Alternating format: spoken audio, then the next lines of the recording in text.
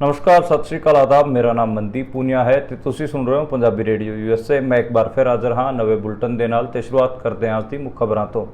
BJP party ਨੇ ਦੂਜੇ ਮੁਲਕਾਂ ਦੀ 25 ਪੋਲੀਟੀਕਲ ਪਾਰਟੀਆਂ ਨੂੰ ਇੰਡੀਆ ਆਉਣ ਦਾ ਸੱਦਾ ਦਿੱਤਾ ਹੈ। ਬੀਜੇਪੀ ਪਾਰਟੀ ਉਹਨਾਂ ਨੂੰ ਆਪਣਾ ਇਲੈਕਸ਼ਨ ਕੰਪੇਨ ਅਤੇ ਇਲੈਕਸ਼ਨ ਸਟ੍ਰੈਟੇਜੀ ਦਿਖਾਉਣਾ ਚਾਹੁੰਦੀ ਹੈ। हरियाणा च बीजेपी ਨੂੰ ਵੱਡਾ ਝਟਕਾ ਲੱਗਿਆ ਹੈ। बीजेपी ਦੇ ਵੱਡੇ ਆਗੂ ਚੌਧਰੀ ਬਰਿੰਦਰ ਸਿੰਘ बीजेपी ਨੂੰ ਛੱਡ ਕੇ ਕਾਂਗਰਸ 'ਚ ਸ਼ਾਮਿਲ ਹੋ ਗਏ ਨੇ। ਉਹ ਲਗਾਤਾਰ 10 ਸਾਲ ਤੱਕ बीजेपी ਪਾਰਟੀ 'ਚ ਸੀ ਤੇ ਕੇਂਦਰ 'ਚ ਵਜ਼ੀਰ ਵੀ ਰਹੇ।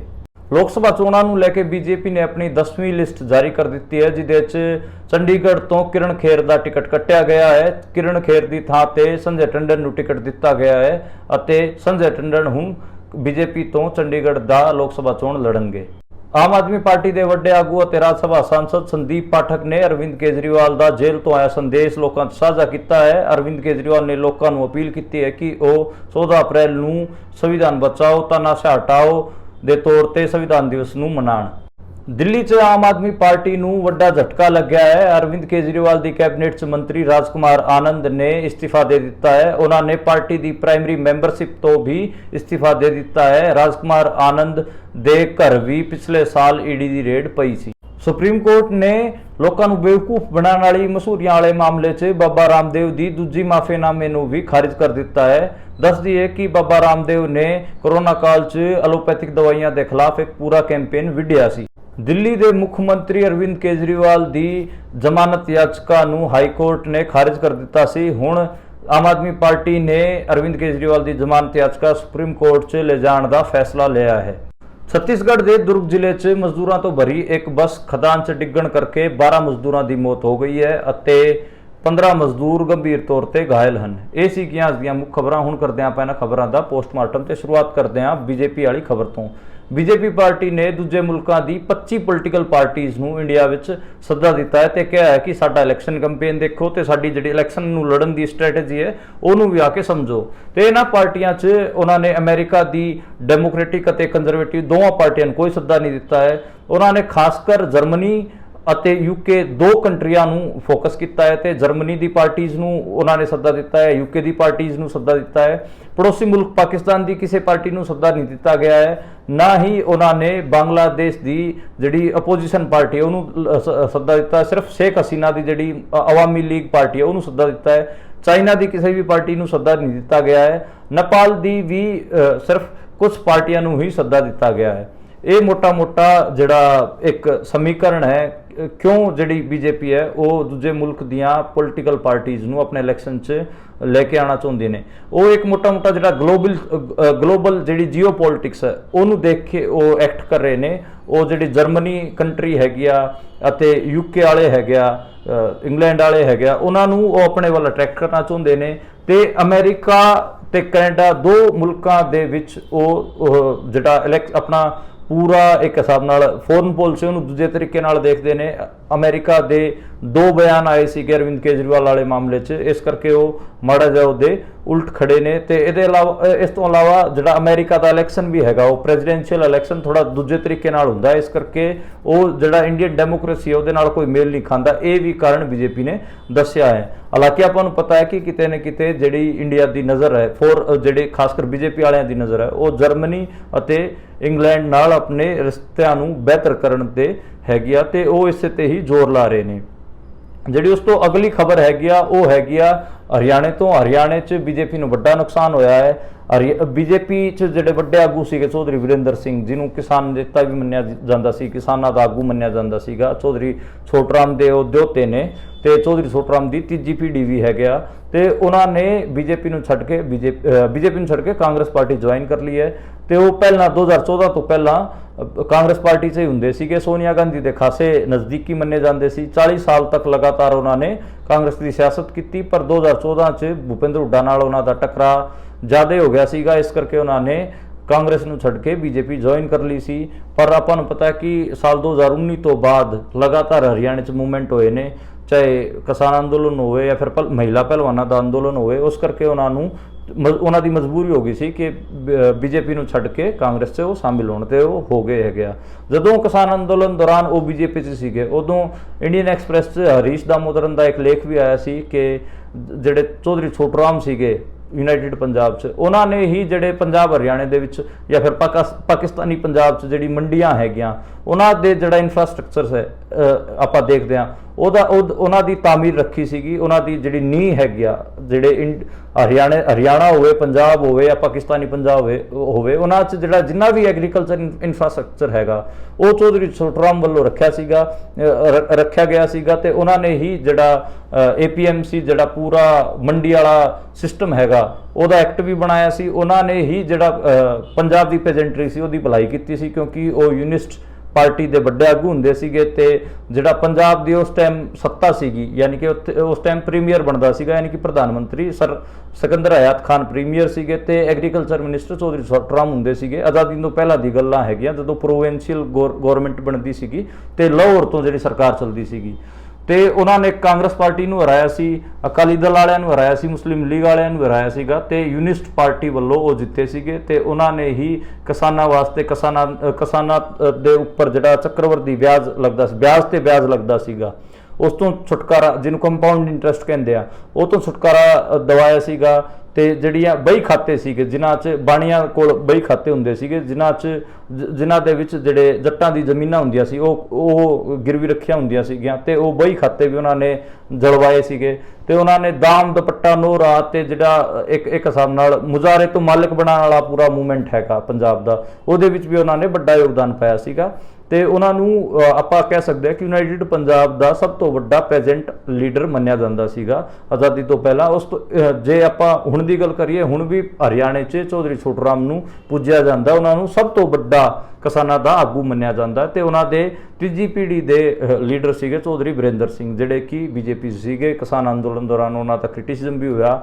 ਹੁਣ ਉਹਨਾਂ ਨੇ BJP ਨੂੰ ਛੱਡ ਕੇ ਕਾਂਗਰਸ ਪਾਰਟੀ ਜੁਆਇਨ ਕਰ ਲਈ ਹੈ। ਸੋਨੀਆ ਗਾਂਧੀ ਦੇ ਖਾਸੇ ਨੇੜੇ, ਈਵਨ ਇਹ ਵੀ ਕਿਹਾ ਜਾਂਦਾ ਕਿ ਸੋਨੀਆ ਗਾਂਧੀ ਨੂੰ ਹਿੰਦੀ ਚੌਧਰੀ ਬਰਿੰਦਰ ਸਿੰਘ ਨੇ ਸਿਖਾਈ ਸੀ, ਕਿਉਂਕਿ ਉਹ ਰਾਜੀਵ ਗਾਂਧੀ ਦੇ ਖਾਸੇ ਨੇੜਲੇ ਮਿੱਤਰ ਸੀਗੇ। 1992 ਦੇ ਵਿੱਚ ਰਾਜੀਵ ਗਾਂਧੀ ਦੀ ਡੈਥ ਹੋ ਜਾਂਦੀ ਹੈ। ਜੇ ਉਹਨਾਂ ਦੀ ਡੈਥ ਨਹੀਂ ਹੁੰਦੀ ਤਾਂ ਫਿਰ ਹਰਿਆਣੇ ਦੇ ਮੁੱਖ ਮੰਤਰੀ ਦੇ ਤੌਰ ਤੇ ਚੌਧਰੀ ਬਰਿੰਦਰ ਸਿੰਘ ਬਣਨੇ ਸੀਗੇ। ਉਹ ਹਰਿਆਣੇ ਦੇ ਮੁੱਖ ਮੰਤਰੀ ਬਣਨੇ ਸੀਗੇ, ਪਰ ਰਾਜੀਵ ਗਾਂਧੀ ਦੀ ਡੈਥ ਹੋਣ ਕਰਕੇ ਕਿਤੇ ਨਾ ਕਿਤੇ ਭਜਨ ਲਾਲ ਹੋਰੀ ਉਸ ਟਾਈਮ ਐਸਟੈਬਲਿਸ਼ ਹੋ ਗਏ ਸੀ। ਉਸ ਤੋਂ ਬਾਅਦ ਚੌਧਰੀ ਭੁਪਿੰਦਰ ਸਿੰਘ ਹੁੱਡਾ ਹੋਰਾਂ ਦਾ ਨੰਬਰ ਆਇਆ ਤੇ ਕਿਤੇ ਨਾ ਕਿਤੇ ਚੌਧਰੀ ਬਰਿੰਦਰ ਸਿੰਘ ਵਰਗੇ ਜਿਹੜੇ ਆਗੂ ਸੀਗੇ ਉਹ ਉਸ CM ਬਣਨ ਵਾਲੀ ਕਤਾਰ 'ਚ ਪਿੱਛੇ ਰਹਿ ਗਏ ਸੀ। ਇਸੇ ਕਰਕੇ ਉਹਨਾਂ ਦਾ ਕਨਫਲਿਕਟ ਵੀ ਭੁਪਿੰਦਰ ਹੁੱਡਾ ਵਰਗਿਆਂ ਨਾਲ ਖਾਸਾ ਵੱਧ ਗਿਆ ਸੀਗਾ ਤੇ ਉਹਨਾਂ ਨੇ ਸਾਲ 2014 'ਚ ਮੋਦੀ ਵੇਵ ਅੰਦਰ ਪਾਰਟੀ ਸ਼ਿਫਟ ਕਰ ਲਈ ਸੀ ਤੇ BJP 'ਚ ਸ਼ਾਮਿਲ ਹੋ ਗਏ ਸੀ। BJP ਵਾਲਿਆਂ ਨੇ ਉਹਨਾਂ ਨੂੰ ਕੇਂਦਰ 'ਚ ਵਜ਼ੀਰ ਵੀ ਬਣਾਇਆ ਸੀ ਤੇ ਉਹ 5 ਸਾਲ ਲਗਾਤਾਰ ਵਜ਼ੀਰ ਰਹੇ। ਉਸ ਤੋਂ ਬਾਅਦ 2019 'ਚ ਉਹਨਾਂ ਨੇ ਆਪਣੇ ਬੇਟੇ ਵਾਸਤੇ ਟਿਕਟ ਮੰਗੀ ਸੀ ਤੇ ਉਹਨਾਂ ਦੇ ਬੇਟੇ ਬ੍ਰਿਜਿੰਦਰ ਸਿੰਘ ਹਿਸਾਰ ਤੋਂ MP ਬਣੇ। ਬ੍ਰਿਜਿੰਦਰ ਸਿੰਘ ਤਾਂ 10 ਦਿਨ ਪਹਿਲਾਂ ਹੀ BJP ਨੂੰ ਛੱਡ ਕੇ ਕਾਂਗਰਸ 'ਚ ਸ਼ਾਮਿਲ ਹੋ ਗਏ ਸੀ। 10 ਦਿਨ ਬਾਅਦ ਚੌਧਰੀ ਬਰਿੰਦਰ ਸਿੰਘ ਨੇ ਵੀ BJP ਛੱਡ ਕੇ ਕਾਂਗਰਸ ਪਾਰਟੀ ਜੁਆਇਨ ਕਰ ਲਈ ਹੈ। ਕਿਤੇ ਨਾ ਕਿਤੇ ਹਰਿਆਣੇ 'ਚ ਵੱਡਾ ਇਹਨੂੰ ਇੱਕ ਕਹਿ ਲਈਏ ਕਿ ਵੱਡਾ ਸਟੈਪ ਮੰਨਿਆ ਜਾ ਰਿਹਾ, ਕਿਉਂਕਿ ਜੀਂਦ ਅਸਾਰ ਇਲਾਕੇ 'ਚ ਕਿਤੇ ਨਾ ਕਿਤੇ ਚੌਧਰੀ ਬਰਿੰਦਰ ਸਿੰਘ ਦੀ ਮਜ਼ਬੂਤ ਪਕੜ ਹੈ ਤੇ ਉੱਥੇ ਦੇ ਜਿਹੜੇ ਕਿਸਾਨ ਹੈਗੇ ਆ ਉਹ ਵੀ ਇਸ ਫੈਸਲੇ ਨਾਲ ਖੁਸ਼ ਹੈਗੇ ਆ, ਕਿਉਂਕਿ ਹਰਿਆਣੇ ਦੇ ਵਿੱਚ ਜਿਹੜੀ ਕਿਸਾਨੀ ਹੈ ਉਹ BJP ਪਾਰਟੀ ਨੂੰ ਹਰਾਉਣਾ ਚਾਹੁੰਦੀ ਹੈਗੀ ਆ ਤੇ ਉਹਨਾਂ ਕੋਲ ਕੋਈ ਤੀਜਾ ਫਰੰਟ ਹੈ ਨਹੀਂ ਤੇ ਨਾ ਹੀ ਉਹਨਾਂ ਕੋਲ ਕੋਈ ਆਪਸ਼ਨ ਹੈ, ਕਿਉਂਕਿ ਇਨਰਲੋ ਜਿਹੜੀ ਕਿ ਚੌਟਾਲੇ ਹੋਰਾਂ ਦੀ ਪਾਰਟੀ ਹੁੰਦੀ ਸੀ ਇੰਡੀਅਨ ਨੈਸ਼ਨਲ ਲੋਕ ਦਲ, ਉਹ ਵੀ ਖਾਸੀ ਕਮਜ਼ੋਰ ਹੋ ਗਈ ਹੈ ਤੇ ਜਿਹੜੀ ਜਜਪਾ ਸੀਗੀ JJP ਦੁਸ਼ਯੰਤ ਚੌਟਾਲੇ ਵਾਲੀ ਪਾਰਟੀ, ਉਹਦਾ ਤਾਂ ਆਪਾਂ ਨੂੰ ਪਤਾ ਹੈ ਕਿ BJP ਨਾਲ ਅਲਾਇੰਸ ਸੀ। ਹੁਣੇ ਉਹਨਾਂ ਦਾ ਅਲਾਇੰਸ ਟੁੱਟਿਆ ਹੈ। ਮਨੋਹਰ ਲਾਲ ਖੱਟਰ ਜਦੋਂ ਮੁੱਖ ਮੰਤਰੀਸ਼ਿਪ ਤੋਂ ਬਦਲਿਆ ਗਿਆ, ਜਿਹੜਾ ਆਪਾਂ ਕਹੀਏ ਚੀਫ ਮਿਨਿਸਟਰਸ਼ਿਪ ਤੋਂ ਜਦੋਂ ਮਨੋਹਰ ਲਾਲ ਖੱਟਰ ਨੂੰ ਹਟਾਇਆ ਗਿਆ, ਉਸ ਟਾਈਮ ਹੀ JJP ਨਾਲ ਉਹਨਾਂ ਦਾ ਅਲਾਇੰਸ ਟੁੱਟਿਆ ਸੀਗਾ। ਤੇ ਹੁਣ ਇਹ ਲੱਗ ਰਿਹਾ ਕਿ ਜਿਹੜਾ ਟ੍ਰਾਇੰਗੂਲਰ ਫਾਈਟ ਹੁੰਦੀ ਸੀਗੀ ਹਰਿਆਣੇ 'ਚ, 3 ਧੜਿਆਂ 'ਚ ਫਾਈਟ ਹੁੰਦੀ ਸੀ, ਲੋਕ ਦਲੀਆਂ, ਕਾਂਗਰਸੀਆਂ ਤੇ BJP ਵਾਲਿਆਂ ਦੀ ਆਪਸ 'ਚ ਫਾਈਟ ਹੁੰਦੀ ਸੀ, ਉਹ ਇਸ ਵਾਰ ਸਿਰਫ BJP ਅਤੇ ਕਾਂਗਰਸ ਦੇ ਵਿੱਚ ਸਿਕੁੜ ਗਈ ਹੈ। ਹਾਲਾਂਕਿ ਪੰਜਾਬ 'ਚ ਆਪਾਂ ਨੂੰ ਪਤਾ ਹੈ ਇਹ ਮਾਮਲਾ ਕਿਤੇ ਨਾ ਕਿਤੇ 4 ਲੜਾਈਆਂ ਦੇ ਵਿੱਚ ਵੱਟਿਆ ਹੋਇਆ। ਆਮ ਆਦਮੀ ਪਾਰਟੀ, BJP, ਕਾਂਗਰਸ ਅਤੇ ਅਕਾਲੀ ਦਲ ਤੇ BJP ਦਾ ਅਲਾਇੰਸ ਹੋਣਾ ਸੀਗਾ, ਪਰ ਕਿਸਾਨ ਅੰਦੋਲਨ ਕਰਕੇ ਇਹ ਅਲਾਇੰਸ ਨਹੀਂ ਹੋ ਸਕਿਆ। ਇਸ ਚੀਜ਼ ਦਾ ਵੀ ਆਪਾਂ ਸਾਰਿਆਂ ਨੂੰ ਪਤਾ ਹੈ। ਦੂਜਾ ਅਕਾਲੀ ਦਲ ਕਹਿ ਰਿਹਾ ਸੀਗਾ ਕਿ ਬੰਦੀ ਸਿੰਘਾਂ ਦੀ ਰਿਹਾਈ ਕੀਤੀ ਜਾਵੇ, ਜੇ ਤੁਸੀਂ ਇੱਕ ਸਟੈਪ ਸਿੱਖਾਂ ਵਾਸਤੇ ਅੱਗੇ ਲਓਗੇ ਤਾਂ ਅਸੀਂ ਤੁਹਾਡੇ ਨਾਲ ਅਲਾਇੰਸ ਕਰ ਸਕਾਂਗੇ, ਪਰ ਉਹ ਸ਼ਰਤ ਵੀ BJP ਨੇ ਨਹੀਂ ਮੰਨੀ, ਇਸ ਕਰਕੇ ਅਲਾਇੰਸ ਵੀ ਨਹੀਂ ਹੋ ਸਕਿਆ। ਪਰ ਚੰਡੀਗੜ੍ਹ ਤੋਂ ਇੱਕ ਵੱਡੀ ਖਬਰ ਹੋਰ ਆਈ।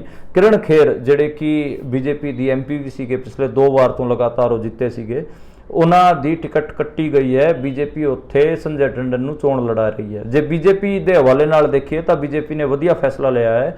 ਉਹਦਾ ਰੀਜ਼ਨ ਇਹ ਹੈ ਕਿ ਕਿਉਂਕਿ ਕਿਰਨ ਖੇਰ ਕਿਤੇ ਨਾ ਕਿਤੇ ਲੋਕਾਂ ਤੋਂ ਕੱਟੀ ਹੋਈ ਸੀ, ਕੋਈ ਉਹਨੇ ਐਡਾ ਮਾਸ ਕਨੈਕਟ ਨਹੀਂ ਬਣਾਇਆ, ਜਦਕਿ ਜਿਹੜਾ ਸੰਜੇ ਟੰਡਨ ਹੈਗਾ ਉਹਦੇ ਫਾਦਰ ਬਲਰਾਮ ਦਾਸ ਟੰਡਨ ਉਹ ਵੀ ਬੀਜੇਪੀ ਦੀ ਪੋਲਿਟਿਕਸ ਕਰਦੇ ਰਹੇ, ਚੰਡੀਗੜ੍ਹ ਦੀ ਪੋਲਿਟਿਕਸ ਕਰਦੇ ਰਹੇ ਹਨ, ਤੇ ਸੰਜੇ ਟੰਡਨ ਵੀ ਬੀਜੇਪੀ ਦੇ ਚੰਡੀਗੜ੍ਹ ਦੇ ਪ੍ਰੈਜ਼ੀਡੈਂਟ ਰਹੇ ਹਨ ਅਤੇ ਉਹਨਾਂ ਦੀ ਸੰਗਠਨ ਦੇ ਖਾਸੀ ਪਕੜ ਹੈ, ਲੋਕਾਂ 'ਚ ਵੀ ਖਾਸੇ ਵਿਚਰਦੇ ਨੇ। ਤੇ ਕਿਤੇ ਨਾ ਕਿਤੇ ਬੀਜੇਪੀ ਦੇ ਹਵਾਲੇ ਨਾਲ ਆਪਾਂ ਦੇਖੀਏ, ਜੇ ਬੀਜੇਪੀ ਦੇ ਨਜ਼ਰੀਏ ਤੋਂ ਦੇਖੀਏ ਤਾਂ ਬੀਜੇਪੀ ਨੇ ਠੀਕ ਫੈਸਲਾ ਲਿਆ ਹੈ ਤੇ ਉਹ ਕਿਤੇ ਨਾ ਕਿਤੇ ਮਜ਼ਬੂਤ ਸਥਿਤੀ ਦੇ ਵਿੱਚ ਆ ਗਈ ਹੈ। ਹਾਲਾਂਕਿ ਕਾਂਗਰਸ ਨੇ ਕਾਂਗਰਸ ਪਾਰਟੀ ਨੇ ਅਜੇ ਆਪਣੀ ਟਿਕਟ ਅਨਾਉਂਸ ਨਹੀਂ ਕੀਤੀ ਹੈ।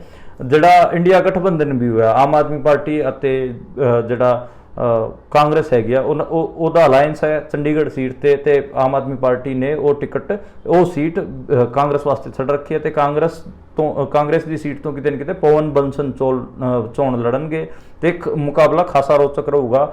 ਹਾਲਾਂਕਿ ਮੇਰਾ ਆਪਣਾ ਐਨਾਲਿਸਿਸ ਹੈਗਾ ਕਿ ਇਹ ਚੋਣ ਬੀਜੇਪੀ ਚੰਡੀਗੜ੍ਹ ਤੋਂ ਹਾਰੂਗੀ। ਹਾਲਾਂਕਿ ਸੰਜੇ ਟੰਡਨ ਭਾਵੇਂ ਕਿੰਨੇ ਹੀ ਤਗੜੇ ਉਮੀਦਵਾਰ ਹੋਣ, ਚੰਡੀਗੜ੍ਹ ਤੋਂ ਬੀਜੇਪੀ ਦੀ ਹਾਰ ਤੈਅ ਹੈ ਤੇ 40 ਤੋਂ 50,000 ਵੋਟਾਂ ਦੇ ਮਾਰਜਨ ਨਾਲ ਕਿਤੇ ਨਾ ਕਿਤੇ ਬੀਜੇਪੀ ਚੰਡੀਗੜ੍ਹ ਤੋਂ ਚੋਣ ਹਾਰੂਗੀ।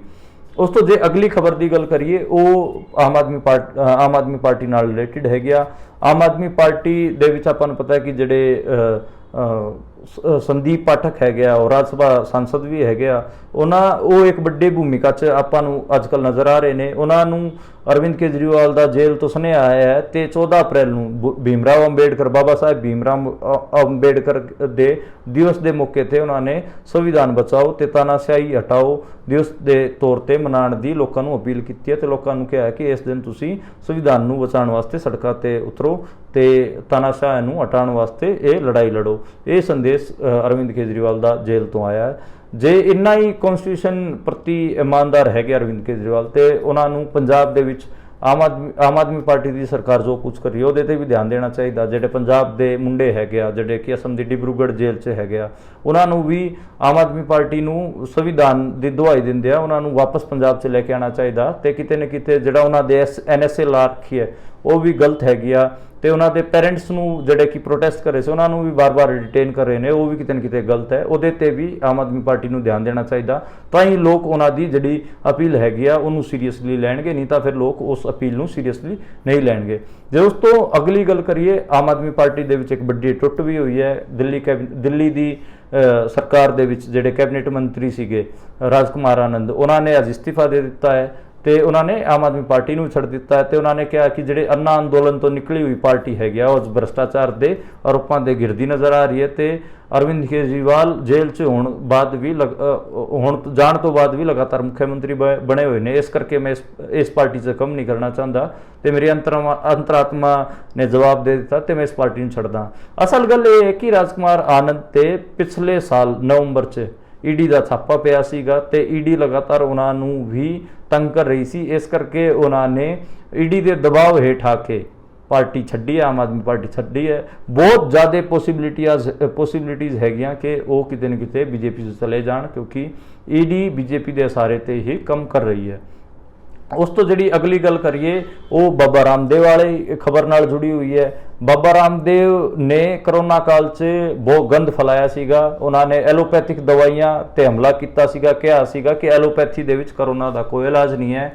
ਇਸ ਕਰਕੇ ਅਸੀਂ ਆਯੁਰਵੇਦ ਵਾਲਿਆਂ ਨੇ ਕਰੋਨਾ ਦਾ ਇਲਾਜ ਕੱਢਿਆ ਤੇ ਉਹਨਾਂ ਨੇ ਕੋਰੋਨਿਲ ਵਟੀ ਬਣਾਈ ਸੀਗੀ। ਕੋਰੋਨਿਲ ਵਟੀ ਦਾ ਠੀਕ ਠਾਕ ਉਹਨਾਂ ਨੇ ਪ੍ਰਚਾਰ ਕੀਤਾ ਸੀਗਾ ਤੇ ਜਿਹੜੇ ਉਹ ਮਸ਼ਹੂਰੀਆਂ ਸੀਗੀਆਂ ਉਸ ਦਵਾਈ ਦੀਆਂ, ਆਯੁਰਵੈਦਿਕ ਦਵਾਈ ਦੀਆਂ, ਉਹ ਖਾਸੀ ਇਹ ਕਹਿ ਲਈਏ ਲੋਕਾਂ ਨੂੰ ਬੇਵਕੂਫ ਬਣਾਉਣ ਵਾਲੀ ਸੀਗੀਆਂ ਤੇ ਉਹਦੇ ਜਿਹੜੀ ਇੰਡੀਆ ਦੀ ਮੈਡੀਕਲ ਐਸੋਸੀਏਸ਼ਨ ਹੈ, ਇੰਡੀਅਨ ਮੈਡੀਕਲ ਐਸੋਸੀਏਸ਼ਨ, ਉਹਨੇ ਬਾਬਾ ਰਾਮਦੇਵ ਦੀ ਮਸ਼ਹੂਰੀਆਂ ਦੇ ਉਲਟ ਸੁਪਰੀਮ ਕੋਰਟ 'ਚ ਇੱਕ ਪਟੀਸ਼ਨ ਲਾਈ ਸੀ, ਜਿਹਦੇ ਤੇ ਸੁਪਰੀਮ ਕੋਰਟ ਨੇ ਦੇਖਿਆ ਕਿ ਬਾਬਾ ਰਾਮਦੇਵ ਲੋਕਾਂ ਨੂੰ ਬੇਵਕੂਫ ਬਣਾ ਰਹੇ ਨੇ ਖਰਾਬ ਮਸ਼ਹੂਰੀਆਂ ਦਿਖਾ ਕੇ ਤੇ ਉਹਨਾਂ ਨੂੰ ਬਾਰ-ਬਾਰ ਸੁਪਰੀਮ ਕੋਰਟ ਨੇ ਸਮਨ ਭੇਜਿਆ ਪਰ ਉਹ ਹਾਜ਼ਰ ਨਹੀਂ ਹੋਏ। ਬਾਅਦ 'ਚ ਫਿਰ ਸੁਪਰੀਮ ਕੋਰਟ ਨੇ ਜਦੋਂ ਫਾਈਨਲ ਸਮਨ ਭੇਜਿਆ ਉਦੋਂ ਉਹ ਹਾਜ਼ਰ ਹੋਏ ਤੇ ਉਹਨਾਂ ਨੇ ਬਿਨਾਂ ਸ਼ਰਤ ਮਾਫੀ ਮੰਗ ਲਈ ਸੀ। ਫਿਰ ਵੀ ਸੁਪਰੀਮ ਕੋਰਟ ਨੇ ਉਹਨਾਂ ਦੀ ਮਾਫੀ ਨੂੰ ਖਾਰਜ ਕਰ ਦਿੱਤਾ ਸੀਗਾ ਤੇ ਹੁਣ ਅੱਜ ਫਿਰ ਉਹਨਾਂ ਨੂੰ ਬੁਲਾਇਆ ਸੀਗਾ ਦੁਬਾਰੇ। ਅੱਜ ਬਾਬਾ ਰਾਮਦੇਵ ਤੇ ਉਹਨਾਂ ਦੇ ਸਾਥੀ ਬਾਲ ਕ੍ਰਿਸ਼ਨ ਨੇ ਮਾਫੀ ਮੰਗੀ, ਪਰ ਫਿਰ ਦੁਬਾਰੇ ਅੱਜ ਸੁਪਰੀਮ ਕੋਰਟ ਨੇ ਕਿਹਾ ਕਿ ਅਸੀਂ ਤੁਹਾਡੀ ਮਾਫੀ ਮੂਫੀ ਨਹੀਂ ਸਵੀਕਾਰ ਕਰਾਂਗੇ, ਤੁਹਾਡੇ ਤੇ ਕਾਰਵਾਈ ਹੋਊਗੀ। ਤੇ ਹੁਣ ਅੱਗੇ ਦੀ ਤਾਰੀਖ 16 ਅਪ੍ਰੈਲ ਦਿੱਤੀ ਗਈ ਹੈ। ਦੇਖਣਾ ਹੋਊਗਾ ਕਿ 16 ਅਪ੍ਰੈਲ ਨੂੰ ਇਸ ਪੂਰੇ ਮਾਮਲੇ 'ਚ ਕੀ ਹੋਊਗਾ, ਕਿੰਨਾ ਕੁ ਸੁਪਰੀਮ ਕੋਰਟ ਬਾਬਾ ਰਾਮਦੇਵ ਦੇ ਕੰਨ ਖਿੱਚੂਗਾ। ਜਿਹੜੀ ਉਸ ਤੋਂ ਜਿਹੜੀ ਅਗਲੀ ਖਬਰ ਹੈਗੀ ਉਹ ਬਿਹਾਰ ਤੋਂ ਆਈ। ਬਿਹਾਰ ਦੇ ਵਿੱਚ ਜਿਹੜੇ ਡਿਪਟੀ ਸੀਐਮ ਹੈਗੇ, ਸਾਬਕਾ ਡਿਪਟੀ ਸੀਐਮ ਰਹੇ ਤੇ ਵਿਪਕਸ਼ੀ ਪਾਰਟੀਆਂ ਦੇ ਵੱਡੇ ਚਿਹਰੇ ਤੇਜਸਵੀ ਯਾਦਵ ਹੈਗੇ ਆ, ਉਹਨਾਂ ਨੇ ਮੁਕੇਸ਼ ਸੈਣੀ ਨਾਲ ਇੱਕ ਮੱਛੀ ਖਾਂਦੇ ਹੋਇਆਂ ਦੀ ਵੀਡੀਓ ਸ਼ੇਅਰ ਕੀਤੀ ਸੀ। ਹੈਲੀਕਾਪਟਰ ਦੇ ਵਿੱਚ ਉਹ ਬੈਠੇ ਸੀਗੇ ਤੇ ਮੱਛੀ ਖਾ ਰਹੇ ਸੀਗੇ ਤੇ ਉਹ ਮੱਛੀ ਖਾਣ ਵਾਲੇ ਮਾਮਲੇ ਤੇ ਬੀਜੇਪੀ ਨੇ ਉਹਨੂੰ ਇਹ ਕਹਿ ਕੇ ਪ੍ਰਚਾਰਿਆ ਕਿ ਦੇਖੋ ਇਹ ਤਾਂ ਨਵਰਾਤਰੇ ਤਿਉਹਾਰਾਂ ਦੇ ਵਿੱਚ ਵੀ ਮਾਸ ਮੱਟੀ ਖਾ ਰਹੇ ਨੇ ਤੇ ਦੇਖੋ ਸਨਾਤਨ ਧਰਮ ਦਾ ਅਪਮਾਨ ਕਰ ਰਹੇ ਨੇ। ਉਸ ਤੇ ਫਿਰ ਤੇਜਸਵੀ ਯਾਦਵ ਹੋਰਾਂ ਨੇ ਦੁਬਾਰੇ ਰਿਐਕਟ ਕਰਦੇ ਕਿਹਾ ਕਿ ਅਸੀਂ ਉਸ ਵੀਡੀਓ ਦੇ ਥੱਲੇ ਡੇਟ ਵੀ ਪਾ ਦਿੱਤੀ ਸੀ ਕਿ ਅਸੀਂ ਇਹ ਵੀਡੀਓ ਸਾਡੀ 8 ਤਰੀਕ ਦੀ ਹੈਗੀ ਆ ਤੇ 8 ਅਪ੍ਰੈਲ ਨੂੰ ਕੋਈ ਵੀ ਨਵਰਾਤਰਾ ਨਹੀਂ ਸ਼ੁਰੂ ਹੋਇਆ ਸੀਗਾ ਤੇ ਕਿਤੇ ਨਾ ਕਿਤੇ ਉੱਥੇ ਜ਼ੁਬਾਨੀ ਜੰਗ ਚੱਲੀ ਹੋਈ ਹੈ। ਹੁਣ ਤੁਸੀਂ ਇਹ ਲਾ ਲਓ ਕਿ ਸੈਂਟਰਲ ਇੰਡੀਆ ਦੇ ਵਿੱਚ ਐਡਾ ਜ਼ਿਆਦਾ ਹਿੰਦੂਤਵ ਦਾ ਪ੍ਰਭਾਵ ਹੈ ਕਿ ਉੱਥੇ ਮਾਸ ਮੱਟੀ ਖਾਣ ਤੇ ਵੀ ਲਗਾਤਾਰ ਸਨਾਤਨ ਤੇ ਹਮਲਾ ਕਰਨ ਦਾ ਮੁੱਦਾ ਬਣਾ ਦਿੱਤਾ ਜਾਂਦਾ। ਇਸ ਕਿਸਮ ਦੇ ਮੁੱਦੇ ਆਪਾਂ ਨੂੰ ਪਹਿਲਾਂ ਵੀ ਦੇਖਣ 'ਚ ਮਿਲੇ ਨੇ। ਗੁਜਰਾਤ ਯੂਨੀਵਰਸਿਟੀ ਦੇ ਵਿੱਚ ਮਾਸ ਮੱਟੀ ਖਾਣ ਵਾਲੇ ਮੁਸਲਿਮ ਛਾਤਰਾਂ, ਜਿਹੜੇ ਵਿਦੇਸ਼ੀ ਛਾਤਰ ਸੀਗੇ, ਵਿਦੇਸ਼ ਤੋਂ ਆਏ ਹੋਏ ਸਟੂਡੈਂਟ ਸੀਗੇ, ਉਹਨਾਂ ਤੇ ਹਮਲਾ ਕਰ ਦਿੱਤਾ ਸੀ ਬੀਜੇਪੀ ਵਾਲਿਆਂ ਨੇ। ਤੇ ਨਵਰਾਤਰਿਆਂ ਦੇ ਵਿੱਚ ਵੀ ਮੁਸਲਮਾਨਾਂ ਦੀ ਦੁਕਾਨਾਂ ਨੂੰ ਬੰਦ ਕਰਾਇਆ ਜਾਂਦਾ ਹੈ, ਮਾਸ ਮੱਟੀ ਦੀ ਦੁਕਾਨਾਂ ਦੇ ਵਿੱਚ ਤੋੜ ਭੰਨ ਕੀਤੀ ਜਾਂਦੀ ਹੈ ਤੇ ਇਸੇ ਕਿਸਮ ਦਾ ਹੁਣ ਪੋਲਿਟਿਕਸ ਵੀ ਆਪਾਂ ਨੂੰ ਦੇਖਣ ਨੂੰ ਮਿਲ ਰਿਹਾ। ਤੇ ਜੇ ਕੋਈ ਸੈਂਟਰਲ ਇੰਡੀਆ ਦੇ ਵਿੱਚ ਤਾਂ ਇਹਨਾਂ ਨੇ ਇਸ ਕਿਸਮ ਦਾ ਮਾਹੌਲ ਬਣਾ ਰੱਖਿਆ ਹਿੰਦੀ ਪੱਟੀ ਦੇ ਵਿੱਚ, ਜੇ ਕੋਈ ਮਾਸ ਮੱਟੀ ਖਾਂਦਾ ਹੈ ਤਾਂ ਉਹ ਕਿਤੇ ਨਾ ਕਿਤੇ ਐਂਟੀ ਸਨਾਤਨ ਹੈ, ਯਾਨੀ ਕਿ ਸਨਾਤਨ ਧਰਮ ਦੇ ਉਲਟ ਹੈ। ਇਸ ਕਿਸਮ ਦਾ ਮਾਹੌਲ ਬੀਜੇਪੀ ਸਿਰਜ ਰਹੀ ਹੈ ਤੇ ਇਸ ਘਟਨਾ ਨਾਲ ਆਪਾਂ ਨੂੰ ਇਹ ਦੇਖਣ ਨੂੰ ਮਿਲਦਾ। ਉਸ ਤੋਂ ਅਗਲੀ ਖਬਰ ਅਰਵਿੰਦ ਕੇਜਰੀਵਾਲ ਨਾਲ ਹੀ ਜੁੜੀ ਹੋਈ ਸੀ। ਅਰਵਿੰਦ ਕੇਜਰੀਵਾਲ ਨੇ ਹਾਈ ਕੋਰਟ 'ਚ ਆਪਣੀ ਜ਼ਮਾਨਤ ਯਾਚਕਾ ਲਾਈ ਸੀ। ਅਰਵਿੰਦ ਕੇਜਰੀਵਾਲ ਜੁਡੀਸ਼ੀਅਲ ਕਸਟਡੀ 'ਚ ਹਨ ਤੇ ਤਿਹਾੜ ਜੇਲ੍ਹ 'ਚ ਬੰਦ ਹਨ ਤੇ ਉਹਨਾਂ ਦੀ ਹਾਈ ਕੋਰਟ ਨੇ ਉਹਨਾਂ ਦੀ ਜਿਹੜੀ ਜ਼ਮਾਨਤ ਦੀ ਜਿਹੜੀ ਬੇਲ ਦੀ ਜਿਹੜੀ ਐਪਲੀਕੇਸ਼ਨ ਸੀ ਉਹਨੂੰ ਖਾਰਜ ਕਰ ਦਿੱਤਾ ਸੀ, ਇਹ ਕਹਿ ਕੇ ਕਿ ਈਡੀ ਕੋਲ ਠੀਕ ਠਾਕ ਸਬੂਤ ਹੈਗਾ ਤੁਹਾਡੇ ਖਿਲਾਫ ਤੇ ਤੁਸੀਂ ਬਾਰ-ਬਾਰ ਸਾਨੂੰ ਤੰਗ ਨਾ ਕਰੋ। ਹੁਣ ਜਿਹੜੇ ਆਮ ਆਦਮੀ ਪਾਰਟੀ ਦੇ ਆਗੂ ਹੈਗੇ ਆ ਸੌਰਵ ਭਾਰਦਵਾਜ ਹੋਰੀ, ਉਹਨਾਂ ਨੇ ਸੁਪਰੀਮ ਕੋਰਟ ਜਾਣ ਦਾ ਫੈਸਲਾ ਲਿਆ ਹੈ ਤੇ ਉਹ ਜਿਹੜੇ ਅਰਵਿੰਦ ਕੇਜਰੀਵਾਲ ਹੈਗੇ ਉਹਨਾਂ ਦੀ ਪਟੀਸ਼ਨ ਨੂੰ, ਜ਼ਮਾਨਤ ਯਾਚਕਾ ਨੂੰ ਸੁਪਰੀਮ ਕੋਰਟ 'ਚ ਫਾਈਲ ਕਰਨਗੇ। ਅੱਜ ਉਹਨਾਂ ਨੇ ਫਾਈਲ ਕਰ ਦਿੱਤਾ। ਦੇਖਣਾ ਹੋਊਗਾ ਕਿ ਕਦੋਂ ਉਹਨਾਂ ਦੀ ਇਸ ਪਟੀਸ਼ਨ ਤੇ ਸੁਣਵਾਈ ਹੋਊਗੀ। ਜਿਹੜੀ ਉਸ ਤੋਂ ਅਗਲੀ ਖਬਰ ਆਈ ਉਹ ਛੱਤੀਸਗੜ੍ਹ ਤੋਂ ਆਈ। ਛੱਤੀਸਗੜ੍ਹ ਦੇ ਵਿੱਚ ਇੱਕ ਜ਼ਿਲ੍ਹਾ ਪੈਂਦਾ ਦੁਰਗ, ਉੱਥੇ ਖਦਾਨ 'ਚ ਮਜ਼ਦੂਰਾਂ ਦੀ ਬੱਸ ਡਿੱਗ ਗਈ ਤੇ ਉਸ ਬੱਸ ਡਿੱਗਣ ਕਰਕੇ 12 ਮਜ਼ਦੂਰਾਂ ਦੀ ਮੌਕੇ ਤੇ ਹੀ ਮੌਤ ਹੋ ਗਈ ਤੇ 15 ਮਜ਼ਦੂਰ ਗੰਭੀਰ ਤੌਰ ਤੇ ਘਾਇਲ ਹੈਗੇ ਆ ਤੇ ਉਹਨਾਂ ਨੂੰ ਹਸਪਤਾਲ 'ਚ ਭਰਤੀ ਕਰਾਇਆ ਗਿਆ ਹੈ। ਇਹ ਦਿਖਾਉਂਦਾ ਹੈ ਕਿ ਇੰਡੀਆ ਦੇ ਵਿੱਚ ਜਿਹੜੇ ਮਜ਼ਦੂਰ ਹੈਗੇ ਆ ਉਹਨਾਂ ਦੀ ਸੇਫਟੀ ਨੂੰ ਲੈ ਕੇ ਕਿਤੇ ਨਾ ਕਿਤੇ ਕੋਤਾਹੀ ਵਰਤੀ ਜਾਂਦੀ ਹੈ। ਇਸ ਤੋਂ ਪਹਿਲਾਂ ਵੀ ਮੈਂ ਆਪਣੇ ਬੁਲੇਟਿਨ 'ਚ ਮਜ਼ਦੂਰਾਂ ਦੀ ਜਿਹੜਾ ਵਰਕ ਪਲੇਸ ਹੈਗਾ ਉਹਨਾਂ 'ਚ ਜਿਹੜੀ ਡੈਥ ਹੁੰਦੀ ਹੈ ਉਹਨਾਂ ਦੀ ਕਈ ਖਬਰਾਂ ਮੈਂ ਦੱਸ ਚੁੱਕਿਆ। ਕਦੇ ਮਜ਼ਦੂਰ ਫੈਕਟਰੀ ਦੀ ਅੱਗ ਕਰਕੇ ਮਰ ਜਾਂਦੇ ਨੇ, ਕਦੇ ਗੈਸ ਲੀਕ ਹੋਣ ਕਰਕੇ ਮਰ ਜਾਂਦੇ ਨੇ, ਕਦੇ ਕਿਸੇ ਸਟਰਕਚਰ ਦੇ ਡਿੱਗਣ ਕਰਕੇ ਮਰ ਜਾਂਦੇ ਨੇ, ਕਦੇ ਖਦਾਨ ਦੇ ਵਿੱਚ ਅੰਦਰ ਖਦਾਨ ਜਿਹੜੀ ਹੁੰਦੀ ਹੈ ਉਹ ਉਸ ਦੇ ਡਹਿਣ ਕਰਕੇ ਮਰ ਜਾਂਦੇ ਨੇ ਤੇ ਹੁਣ ਜਿਹੜੇ ਖਦਾਨ ਦੇ ਵਿੱਚ ਬੱਸ ਸੀਗੀ ਉਹ ਡਿੱਗਣ ਕਰਕੇ ਮਜ਼ਦੂਰਾਂ ਦੀ ਮੌਤ ਹੋ ਗਈ ਹੈ। ਤੇ ਲਗਾਤਾਰ ਇੱਕ ਜਿਹੜੀ ਸੇਫਟੀ ਹੈ ਵਰਕਰਸ ਦੀ ਉਹ ਇੰਡੀਆ ਦੇ ਵਿੱਚ ਉਹਨੂੰ ਕਿਤੇ ਨਾ ਕਿਤੇ ਅਣਦੇਖਾ ਕੀਤਾ ਜਾਂਦਾ ਹੈ। ਇਹ ਨਹੀਂ ਹੋਣਾ ਚਾਹੀਦਾ। ਵਰਕ ਪਲੇਸ ਸੇਫ ਹੋਣੇ ਚਾਹੀਦੇ। ਹਾਲਾਂਕਿ ਵੈਸਟਰਨ ਵਰਲਡ 'ਚ ਜਿਹੜੇ ਸੇਫ ਵਰਕ ਪਲੇਸ ਦਾ ਇੱਕ ਪੂਰਾ ਕਨਸੈਪਟ ਹੈਗਾ, ਉਹਦੇ ਤੇ ਖਾਸਾ ਧਿਆਨ ਰੱਖਿਆ ਜਾਂਦਾ ਤੇ ਲਗਾਤਾਰ ਇੰਡੀਆ ਦੇ ਵਿੱਚ ਮਜ਼ਦੂਰਾਂ ਦੀ ਸੇਫਟੀ ਨੂੰ ਇਗਨੋਰ ਕੀਤਾ ਜਾਂਦਾ। ਮੈਨੂੰ ਲੱਗਦਾ ਕਿ ਨਹੀਂ ਹੋਣਾ ਚਾਹੀਦਾ ਤੇ ਮਜ਼ਦੂਰਾਂ ਨੂੰ ਵੀ ਸੇਫ ਵਰਕ ਪਲੇਸ ਦਾ ਰਾਈਟ ਹੋਣਾ ਚਾਹੀਦਾ। ਇਹ ਸੀਗੀਆਂ ਅੱਜ ਦੀਆਂ ਮੁੱਖ ਖਬਰਾਂ ਤੇ ਮੋਟਾ ਆਪਾਂ ਵਿਸ਼ਲੇਸ਼ਣ ਵੀ ਕੀਤਾ ਤੇ ਕੱਲ ਆਪਾਂ ਦੁਬਾਰੇ ਮਿਲਾਂਗੇ ਇਸੇ ਕਿਸਮ ਦੀਆਂ ਖਬਰਾਂ ਨਾਲ ਤੇ ਨਵੇਂ ਵਿਸ਼ਲੇਸ਼ਣ ਨਾਲ। ਪੰਜਾਬੀ ਰੇਡੀਓ USA ਨੂੰ ਦੇਖਣ ਅਤੇ ਸੁਣਨ ਵਾਸਤੇ ਸ਼ੁਕਰੀਆ।